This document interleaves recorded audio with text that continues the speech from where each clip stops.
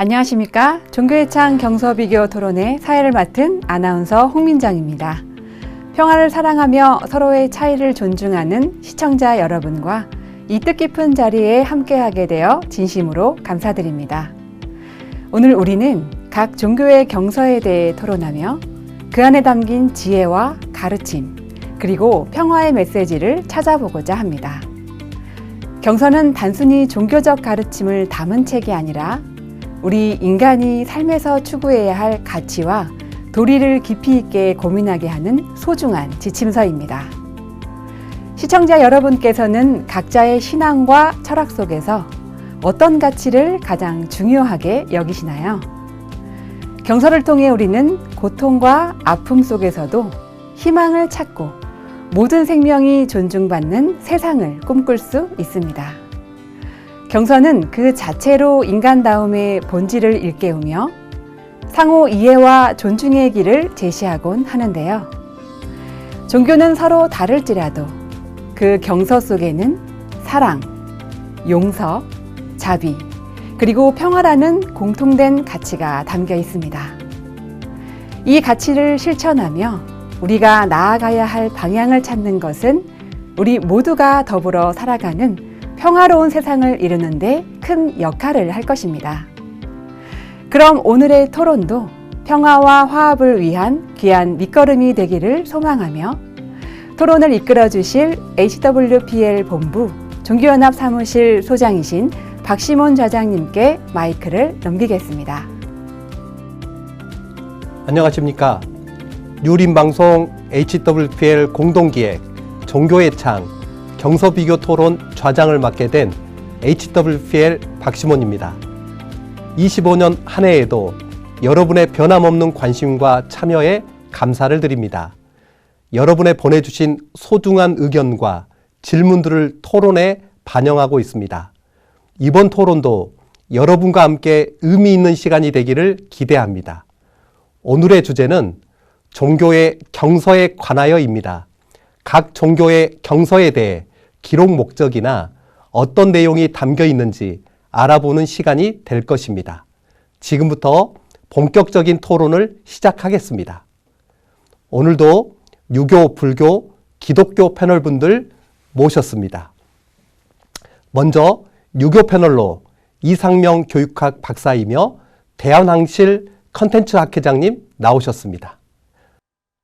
안녕하십니까. 유교 패널 이상명입니다. 다음으로 불교 패널로 한국불교 법화종 종종이신 혜원 스님 나오셨습니다. 예, 반갑습니다. 한국불교 법화종 혜원 스님입니다. 그리고 기독교 패널로 이지연 신천지예수교 총회 교육부장님 나오셨습니다. 안녕하십니까. 신천지 예수교 이지연입니다. 오늘 토론의 주제는 종교의 경서에 관하여인데요. 종교마다 가지고 있는 경서의 가치와 의미는 무엇일까요? 종교의 경서는 신앙의 길을 걸어가고 있는 종교인들에게 올바른 길로 안내하는 이정표라고 할 수 있습니다. 이는 경서가 각 종교 가르침의 근간이자 핵심이 되기 때문입니다. 경서를 통해 신이나 하늘의 뜻이 수천 년을 넘어 인류에게 전달되고 있습니다. 그렇다면 이 경서에는 어떤 내용이 담겨 있고 그것이 세상의 수많은 책들보다 가치 있는 이유는 무엇이며 또 경서를 모르면 어떤 결과를 맞이하게 되는지 오늘 시청자 여러분과 함께 각 종교의 경서에 대해서 좀 더 깊이 있게 들여다보겠습니다. 먼저 이 토론을 시작하기 전에 OX 질문을 드리겠습니다. 귀종교에는 종교의 가르침의 근간이자 핵심인 경서가 있습니까? 지금 각 종교의 패널분들은 있으면 O, 없으면 X를 들어주시면 되겠습니다. 네, 불교와 유교, 기독교 모두 O를 들어주셨습니다. 오늘도 토론의 발제 내용이 기대됩니다. O를 들어주신 세 종교 모두 귀종교에서 인정하는 경서는 누구의 가르침이며 그 종류는 어떤 것이 있고 경서의 핵심 내용은 무엇인지 설명해 주시면 되겠습니다. 저는 오늘 토론의 관전 포인트는 각 종교에 경서를 주신 목적이 무엇인지와 차별화된 내용이 있는지, 그리고 경서를 알아야 하는 필요성과 경서를 알지 못하면 어떤 결과를 초래하는지 알아보는 것입니다. 그러면 이제 각 종교별로 경서를 근거로 발제를 들어보도록 하겠습니다.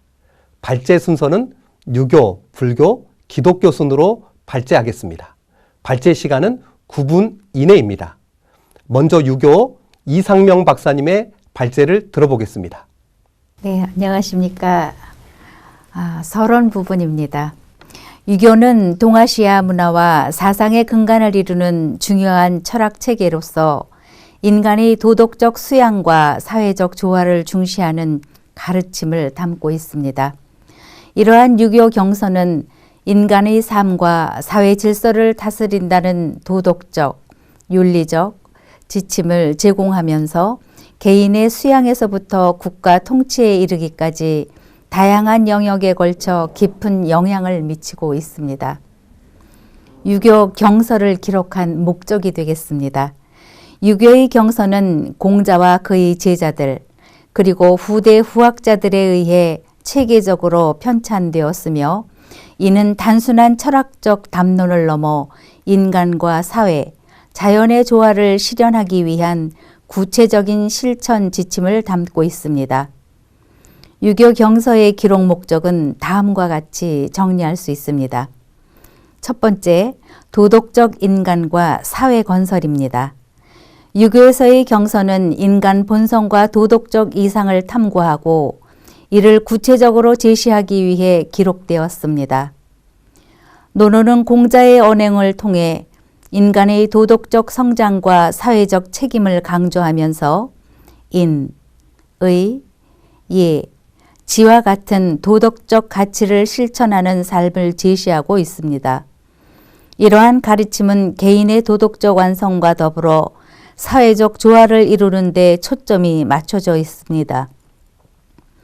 예를 들면 대학에서는 수신제가 치국 평천하라는 세상을 통해 개인적 도덕적 수양이 가정, 국가, 세계의 안정으로 이어질 수 있음을 설명하고 있습니다.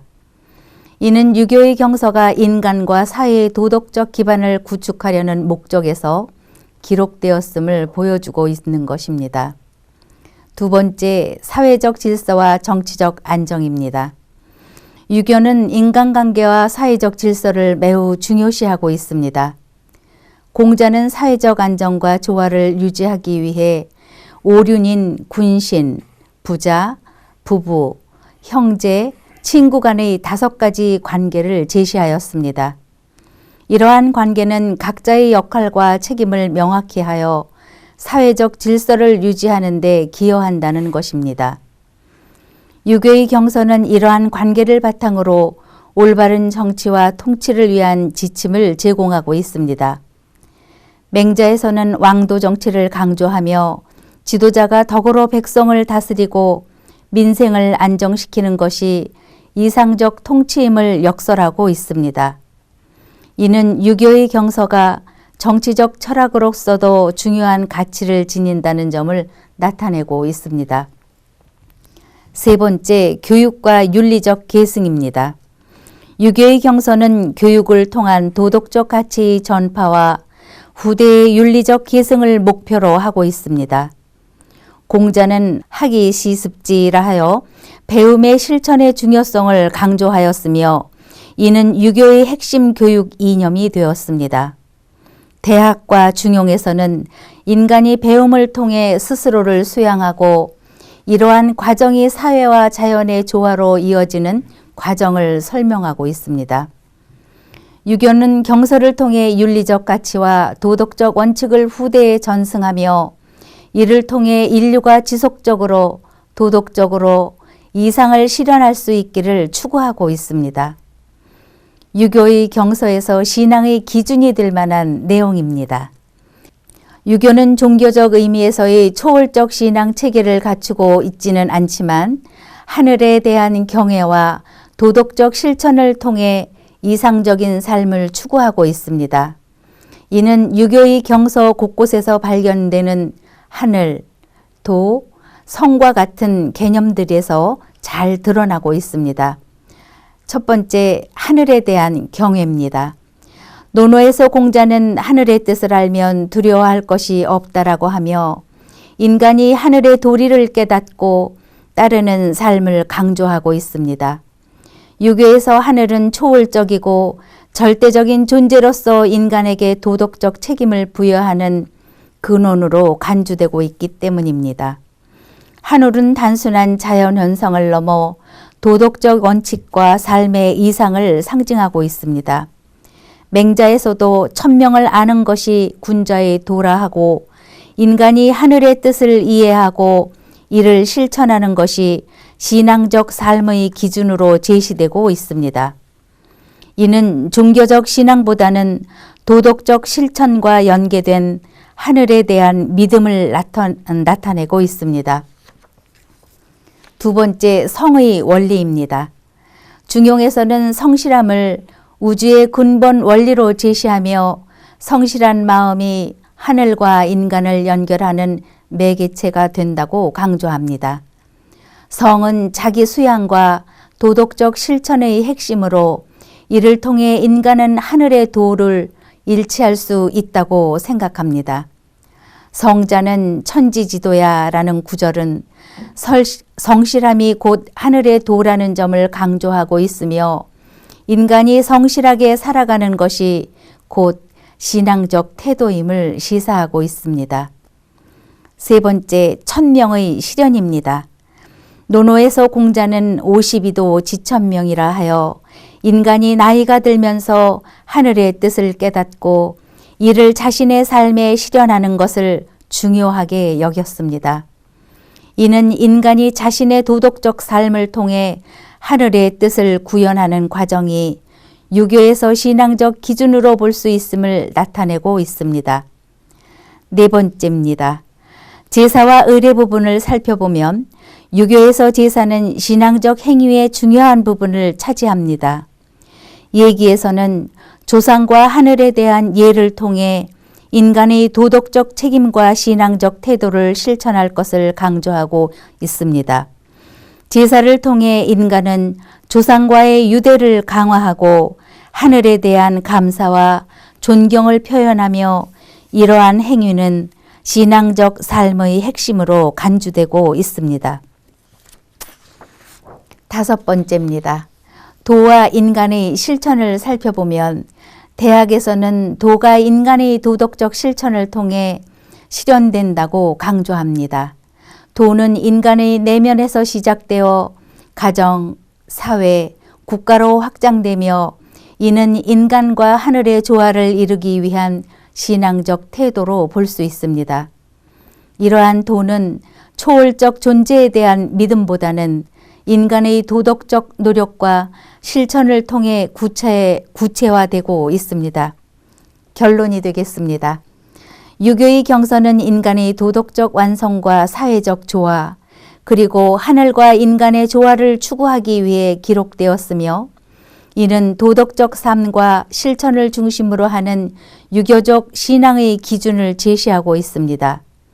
하늘에 대한 경외, 성실함의 실천, 천명의 이해, 도의 구현, 그리고 제사와 의례는 유교의 경서에서 신앙적 삶의 기준이 될 만한 핵심 요소들입니다.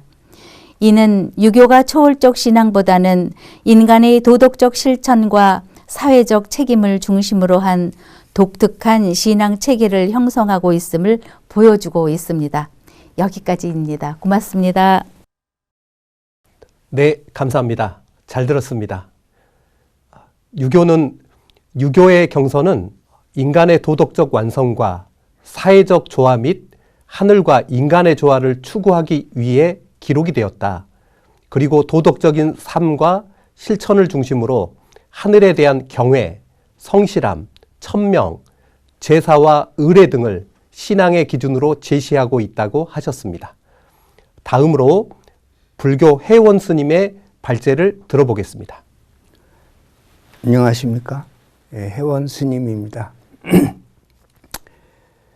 불교 경전을 기록한 목적은 여러 가지가 있지만 가장 중요한 목적 중 하나는 부처님의 가르침을 보존하고 전파하기 위함입니다.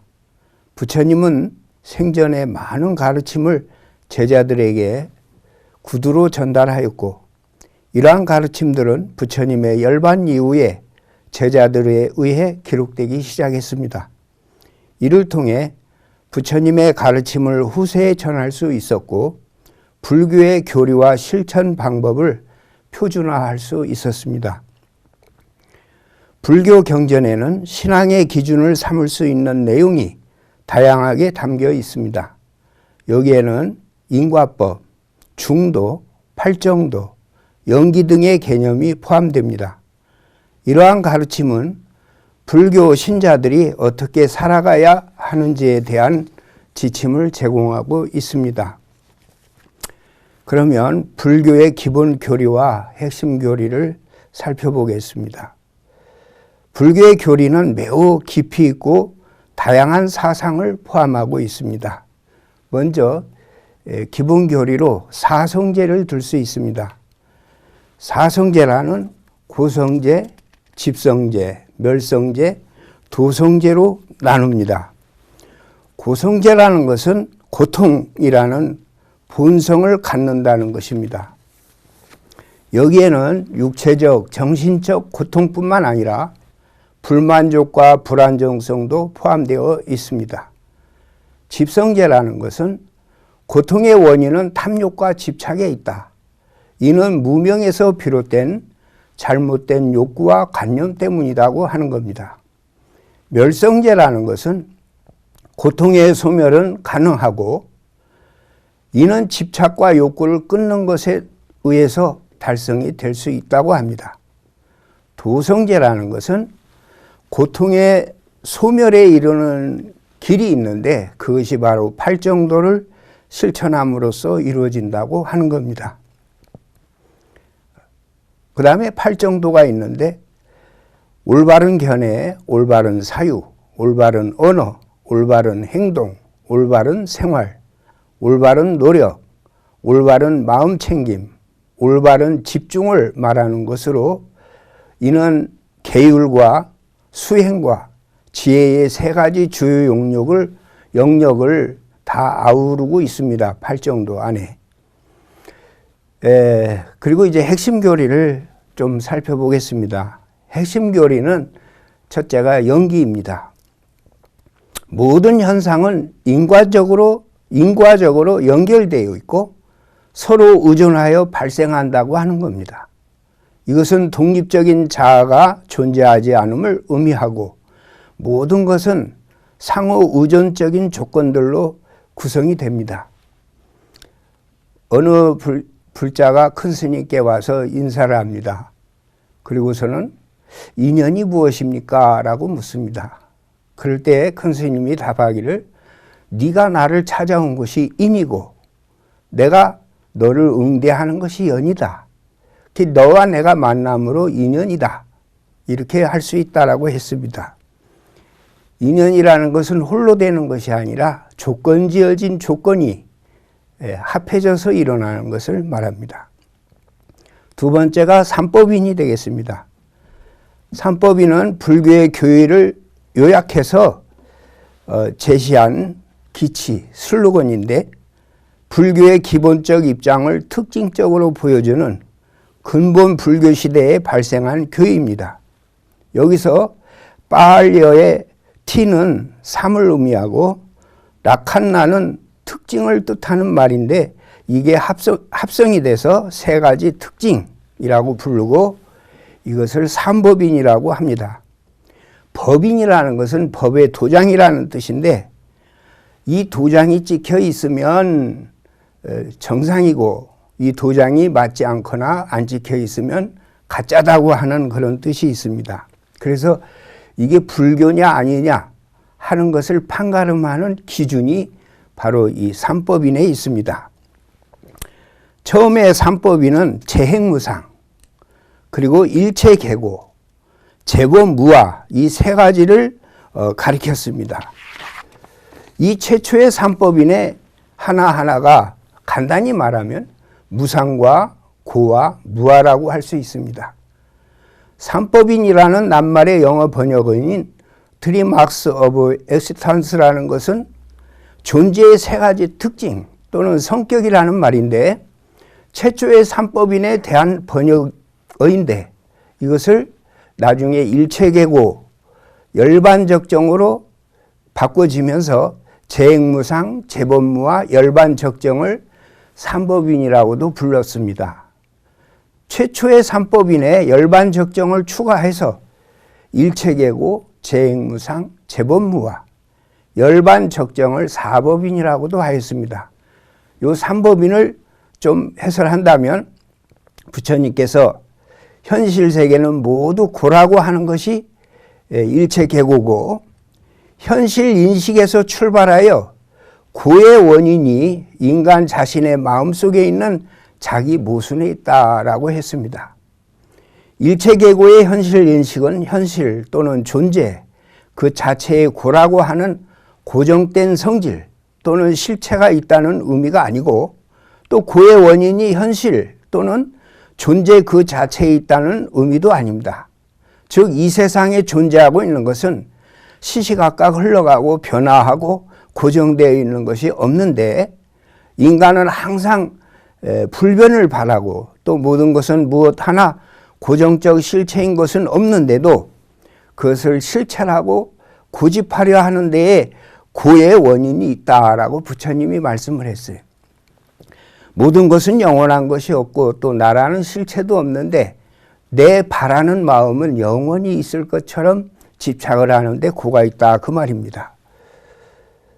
따라서 올바른 지혜, 반야보리를 지혜라 하는데, 이것을 통해서 자기 모순에 빠진 자기 자신을 반성하고 욕망을 버리고 집착에서 벗어날 때야말로 아무 것에도 어지럽혀지지 않는 이상적인 열반적정의 경지를 얻을 수 있다는 것이 삼법인이라고 하겠습니다. 그 다음에 이제 니르바나, 열반을 말하는데, 모든 집착과 욕구를 벗어난 궁극적인 해방의 상태를 의미합니다. 이 상태는 일체의 고통과 번뇌가 소멸된 상태로 진정한 평화와 자유를 경험하게 된다고 하는 겁니다. 그리고 이제 중도라는 사상이 있습니다. 부처님은 극단적인 방종과 금욕 사이의 길인 중도를 추구하였습니다. 이 중도는 극단적인 삶의 방식을 피하고 실제로 깨달음에 이르는 균형 잡힌 길을 의미합니다. 이러한 교리들은 불교의 다양한 전통과 학파를 아우르는 핵심적인 개념들로 불교 신자들은 이 가르침들을 통해서 자신의 삶을 꾸려가고 수행하는 데 필요한 지침을 얻습니다. 이를 바탕으로 개인은 깨달음과 성불을 추구하며 자신과 타인의 고통을 줄이는 방향으로 실천해 나가는 것입니다. 예, 감사합니다. 네, 감사합니다. 잘 들었습니다. 불교에서는 경서를 기록한 가장 중요한 목적은 부처님의 가르침을 보존하고 전파하기 위함이다. 그리고 신앙의 기준을 삼을 수 있는 내용은 인과 법, 중도, 팔정도, 영기 등이 있다고 말씀하셨습니다. 마지막으로 기독교 패널이신 신천지 예수교 이지연 총회 교육부장님의 발제를 들어보겠습니다. 안녕하십니까. 신천지 예수교 이지연 총회 교육부장입니다. 종교의 경서에 관하여 말씀을 드려보겠습니다. 먼저 종교라는 단어를 생각을 해봐야 되겠는데요. 종교라는 말 자체는 으뜸 종자에 가르칠 교자 해서 으뜸가는 가르침이라는 뜻이 종교라는 단어의 의미가 되겠습니다. 그래서 으뜸간다 이 말은 세상에서 많은 가르침들이 있지만 그 중에서 가장 최고의 으뜸가는 가르침이라는 의미가 됩니다. 그것이 바로 종교라는 단어적인 의미가 되는 것이죠. 근데 이제 이 단어를 자세히 살펴보시면 으뜸 종자를 보시게 되면 이 한자를 나누어서 세부적으로 설명하는 것이 파자라고 할 수 있는데 그것을 보게 되면 간머리를 의미하는 또한 집의 지붕을 의미하는 그러한 간머리 부수와 그것은 하늘을 의미합니다. 그리고 또한 보일 시자 이 두 가지가 합해져서 으뜸 종자가 된 것이거든요. 그래서 가르침은 가르침인데 무엇을 보여주는 가르침인가? 땅의 것이 아니고 육의 것이 아니라 하늘의 것을 보여주는 가르침이라야말로 진정한 으뜸가는 가르침이라는 그런 의미가 한자 속에서도 담겨 있습니다. 그래서 세상에 많은 학문들이 있고 가르침이 있지만 하늘의 것을 보여주는 가르침이 참으로 으뜸가는 가르침이라는 의미가 되거든요. 그래서 이 종교의 가르침을 담은 것이 경서가 되고 우리 기독교의 경서는 성경입니다. 이 성경 66권은 어떤 내용으로 구성이 되어 있느냐면요. 하나님의 사연과 또 하나님의 목적과 하나님이 이루시려는 약속이 담겨 있는 책이 성경입니다. 해서 성경은 진리의 글이요 참 경서가 되는 것입니다. 성경은 다른 종교의 경서와 달리 가장 중요한 차이점은 하나님이 하신 약속, 곧 예언이 있고 그 약속을 이루신 일, 곧 실상이 기록되어 있다는 점이 가장 큰 차이입니다. 해서 하나님께서는 각 시대마다 선지자를 통해서 장래에 이룰 일을 미리 약속하셨고요. 이를 미리 말했다 해서 예언이라고도 말합니다. 그리고 그 약속을 하나님이 직접 이루심으로 하나님께서 살아계신 분이라는 것을 너무나 명확하게 실상을 통해서 증명을 하신 것입니다.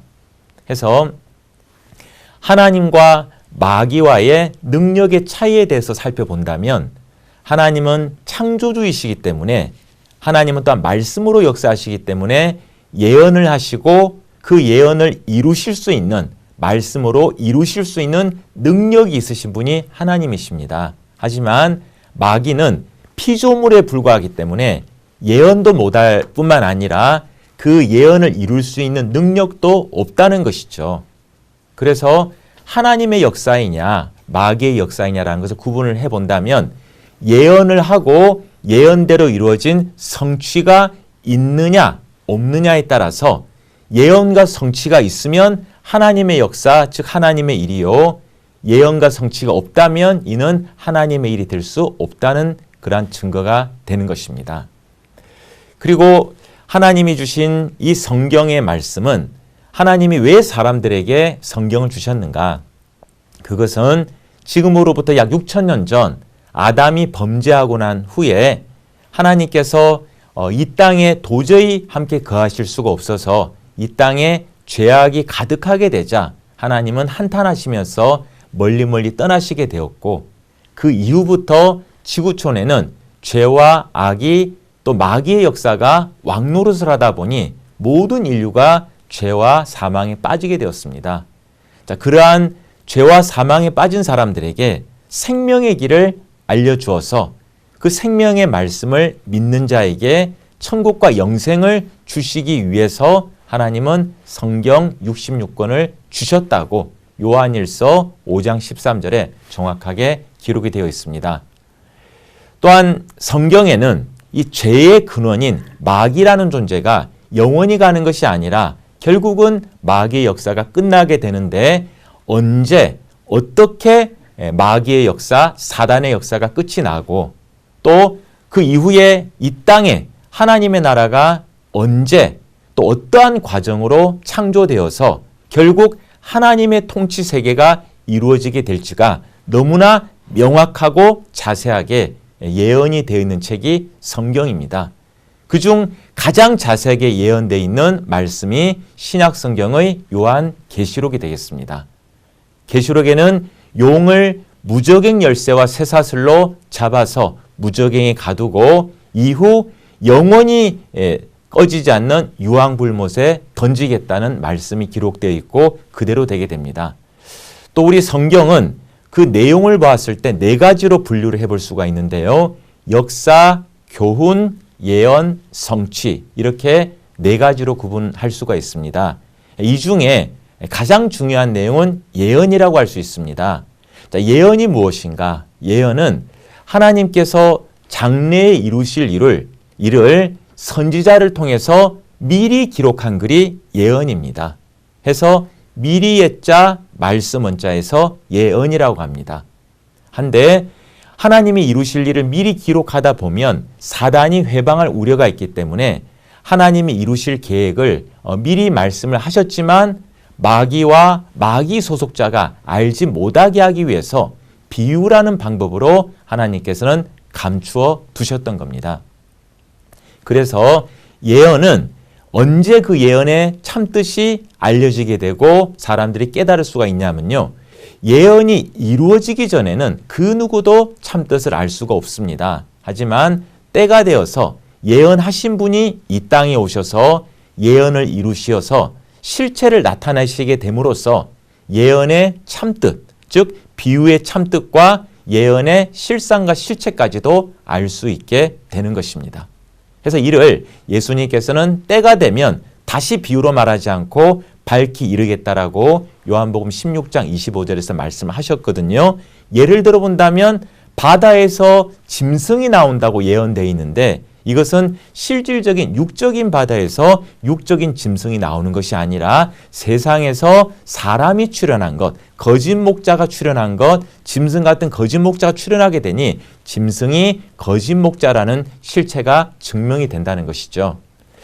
그래서 지금으로부터 약 2000년 전 예수님께서 이스라엘 땅에 오셨는데요. 이때가 초림 때였습니다. 초림 때 하나님께서는 구약 성경 약속대로 예수님을 보내셨지만 당시 예루살렘 목자들과 백성들이 성경에 대한 지식이 없다 보니 구원자 예수님을 알지 못하고 핍박하고 죽였다는 것이죠. 그래서 예수님께서는 십자가를 지시기 바로 전날 6월절 밤에 제자들과 새롭게 언약을 하시는데 그것이 바로 새 언약, 두 글자로 줄인다면 신약입니다. 자, 이 새 언약이 무엇일까요? 새 언약은 새로 하신 언약, 약속, 예언이거든요. 이는 신약의 요한계시록을 말합니다. 그래서 간단하게 말씀드린다면 새 언약은 계시록이라고 할 수 있습니다. 예수님께서는 다시 오시는 그 재림의 과정을 계시록에서 약속하셨고 약속하신 그 예수님이 오늘날 다시 오셔서 그 약속을 이루시게 됩니다. 이때 누구든지 새 언약인 계시록을 가감을 하게 되면 천국에 못 가고 저주와 재앙을 받는다고 성경이 기록하고 있기 때문에 이 계시록을 알고 가감 없이 지켜야 구원에 이룰 수 있다는 것이죠. 그래서 계시록을 가감 없이 지킨다는 것은 하나님의 신 말씀으로 거듭나서 추수되고 임하자 하나님의 나라 12지파에 등록되는 것이 계시록을 지키는 것입니다. 이렇게 계시록을 지킨 자에게는 하나님과 영계 천국이 임하게 되는 그 낙원 천국에 그들은 들어갈 수 있다고 성경은 약속을 하고 있습니다. 해서 오늘날 모든 종교인들은 반드시 계시록을 알아야 하겠고요. 계시록이 이루어진 실상이 나타났을 때 그 실상을 믿어 이 땅에 세워지는 하나님의 나라 12지파에 소속이 되어야 합니다. 이것이 천국과 영생을 얻을 수 있는 그러한 유일한 방법이라고 말씀을 드립니다. 결론적으로 말씀을 드려본다면 성경이라는 경서는 특별히 예언이 있고 예언대로 이루어진 성취가 있는 체험의 경서라고 말씀을 드립니다. 예언하신 하나님이 예언대로 이루셨을 때 예언과 그 예언대로 이룬 실상을 믿어야 구원을 받게 되고요. 오늘날 해서 모든 종교인들은 신약 예언이 이루어지는 때를 살고 있는데요. 계시록의 예언이 이루어지고 예언대로 실상이 나타났을 때 그 실상까지 알고 믿어서 천국에 꼭 이르시는 우리 모두가 돼야 될 것으로 믿습니다. 네, 이상으로 말씀드렸습니다. 네, 감사합니다. 잘 들었습니다. 기독교에서는 성경을 기록하신 목적은 참 하나님과 마귀의 존재를 알리고 죄에 빠진 사람을 구원하여 천국과 영생을 주기 위함이다. 특별히 성경은 예언과 성취가 있는 체험의 경서이기에 예언하신 하나님이 예언대로 이루셨을 때 예언과 그 이룬 실상을 믿어야 구원받게 된다. 오늘날 신앙인들은 신약의 예언이 이루어지는 때를 살고 있으니 신약 계시록의 예언과 그 예언대로 이룬 실상을 알고 지켜야 천국에 갈 수 있다고 하셨습니다. 네, 오늘 발제를 잘 들었습니다. 이제 이 시간은 시청자들의 이해를 돕기 위해 좌장이 패널분들께 공통 질문을 드려보는 코너입니다. 기아의 경서는 몇 가지 내용으로 구분할 수 있으며 세상의 학문과 달리 자기 종교만의 경서로서 가지고 있는 차별화된 내용이 무엇이 있는지 설명해 주시면 되겠습니다. 유교, 불교, 기독교 순으로 답변을 들어보겠습니다. 네, 유교입니다. 유교의 경서는 주로 사서와 오경으로 구분하고 있습니다. 각각의 경서는 유교 사상의 핵심을 담고 있으면서 학문적, 도덕적, 실천적 가르침을 제공하고 있습니다. 유교와 다른 학문 및 종교의 차별성을 조금 살펴보면 첫 번째 실천적 윤리 강조를 하고 두 번째는 인간관이고 세 번째는 현세 중심적 가치관이고 네 번째는 가족과 공동체를 중시하였으며 다섯 번째는 정치 철학 등을 들 수 있습니다. 결론적으로 유교는 철학적 사유뿐만이 아니라 실천적 윤리, 도덕적 자기 수양, 가족과 공동체의 가치, 정치적 리더십 등을 통합적으로 다루는 체계를 가지고 있습니다. 이는 다른 종교나 학문과 구별되는 유교만의 독특한 차별성이라고 할 수 있습니다. 이상입니다. 예, 불교에서는 경전이 상당히 방대합니다. 그 방대함을 보시려면 그 해인사의 장경각을 둘러보시면 얼마나 많은지 아실 수 있겠습니다. 그렇지만 불교의 경전이 아무리 많아도 세 가지로 분류합니다. 경장과 율장과 논장입니다. 이거를 합쳐서 경율론이라고 해요. 이거를 통틀어서 삼장이라고 합니다. 경장은 부처님께서 가르치신 그것을 기록한 것입니다. 법구경이나 하원경이나 이런 법화경이나 이런 경전을 말합니다. 자비와 깨달음과 연기법, 고통에서 벗어나서 해탈에 이르는 방법을 기록한 것입니다. 그 율장은 무엇이냐 하면 불교의 제가자들과 승려들이 단체를 이루고 살 때 거기에서 나오는 지켜야 할 법규, 계율 이런 것을 담아놨습니다. 비구가 지켜야 하는 계율과 비구니가 지켜야 하는 계율, 그리고 제가자 신도들이 어떻게 살아야 되는가 하는 법규가 또 율이 거기에 들어 있습니다. 논장은 불교 교리를 철학적으로 심리학적으로 또 이해가 되도록 좀 풀이한 것들입니다. 분석하고 체계화한 경전이죠. 아비달마 구사론이라든가 유가사지론, 그리고 심리적 상태, 의식의 구조, 수행 이런 것들을 기록했습니다. 그래서 경율론으로 크게 나누어 놨습니다. 그럼 불교 경전의 차별화된 내용은 무엇인가 하면 바로 연기법입니다. 그리고 무아에 대해서 얘기하고 있습니다. 무아. 불교는 영원히 변하지 않는 자아, 이것이 없다고 봅니다. 모든 종교는 자아를 다 인정하고 하지만 불교는 자아까지도 부정하는 것입니다. 이것이 무아의 사상입니다. 그리고 사성제가 있죠. 고성제, 집성제, 멸성제, 도성제. 이것은 고통의 원인과 이 해결 방법을 제시해 놓은 책입니다. 것입니다. 그리고 중도가 있는데 극단을 피하고 균형 잡힌 상과 수행을 강조하고 있습니다. 금욕주의와 쾌락주의의 모두를 배격하고 실천적 중도를 지향하고 있습니다. 그리고 마음의 본질에 대한 심오한 통찰이 경전의 특이점입니다. 불교는 마음의 본질과 작용을 깊이 탐구하고 현대 심리학 및 명상과학에 영향을 미쳤습니다. 윗바사나 명상, 사마타 등입니다. 그리고 불교 경전이 세속 학문과 다른 점이 있는데 먼저 경험을 기반으로 가르친 게 불교입니다. 와보라 사상이 바로 이 불교에 있습니다. 와봐라. 그리고 두 번째가 인간의 고통과 해탈에 초점을 두었고 윤리, 명상, 지혜 이것을 실천을 통해서 삶의 변화를 도모하고 있습니다.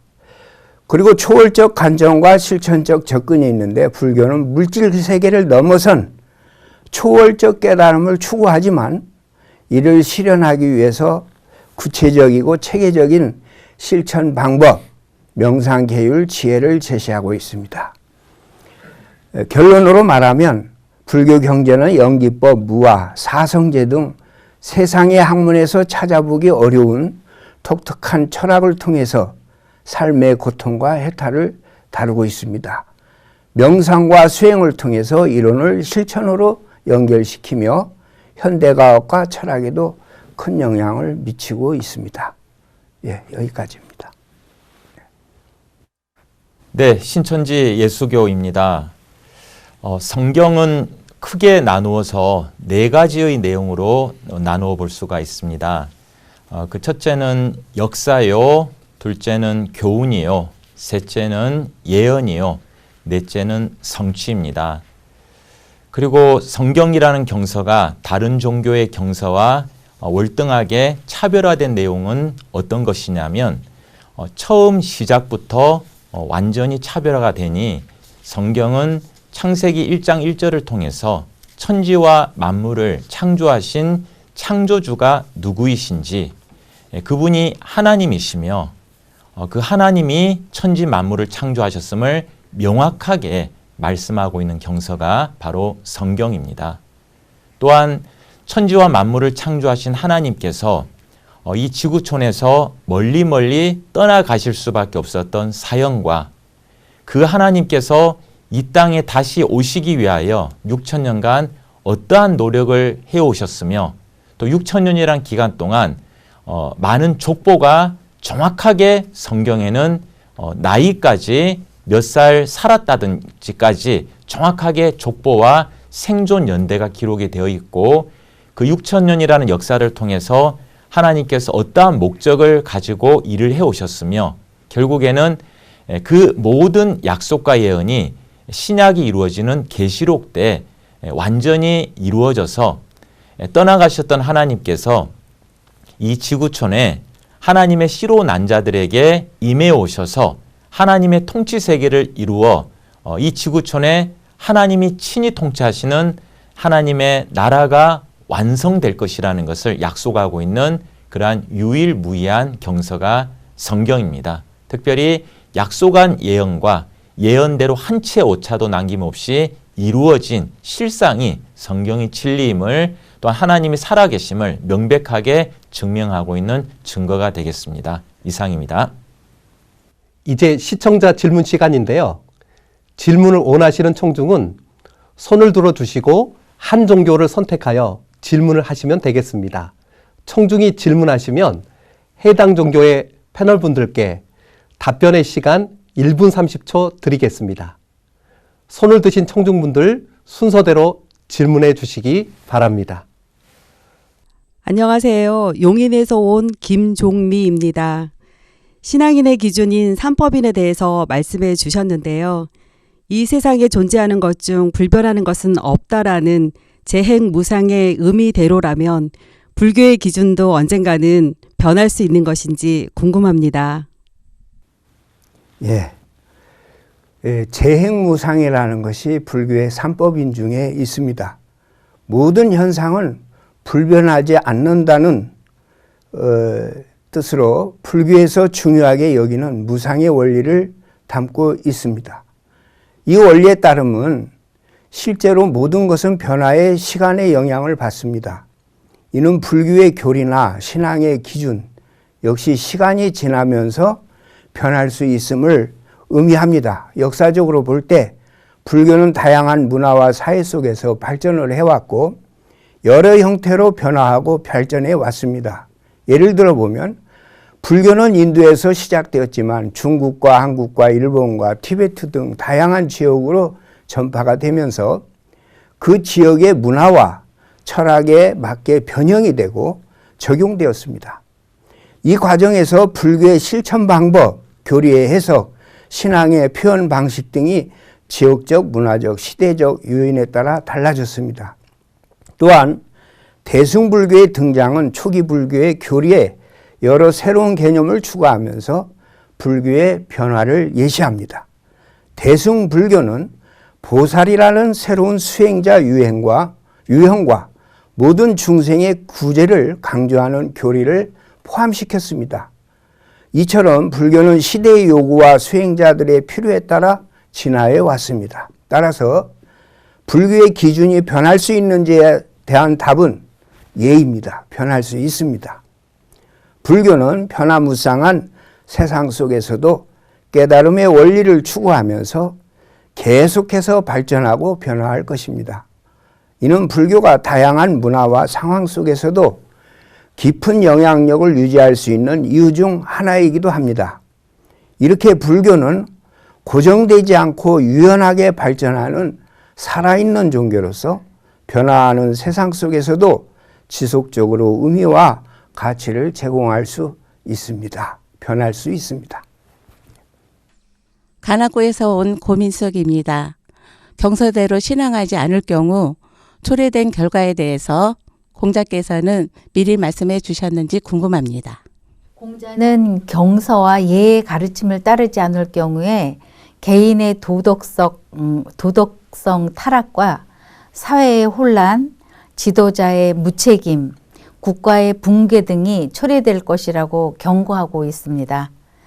그의 가르침은 단순한 교훈을 넘어서 인간과 사회가 지속 가능한 도덕적 질서를 유지하기 위한 실천적 지침을 제공하고 있다고 할 수 있겠습니다. 참 무서운 가르침이죠. 네, 이상입니다. 영등포구에서 온 박기남입니다. 신앙의 기준이 하나님과 하나님의 말씀이라면 하나님께서 직접 오셔서 말씀해 주시면 좋을 텐데요. 성경을 통하여 간접적으로 말씀해 주신 이유가 있는지 궁금합니다. 네, 하나님께서 직접 오셔서 이제 말씀을 하시지 않은 이유는 본래 사람이 죄를 짓기 전에 하나님께서 이 지구촌을 떠나시기 이전에, 즉 아담 범죄 이전의 세계에는 에덴 동산에서 하나님께서 이 땅에 계셨습니다. 그때는 하나님이 직접적으로 말씀도 하시고 가르침을 주셨던 것이죠.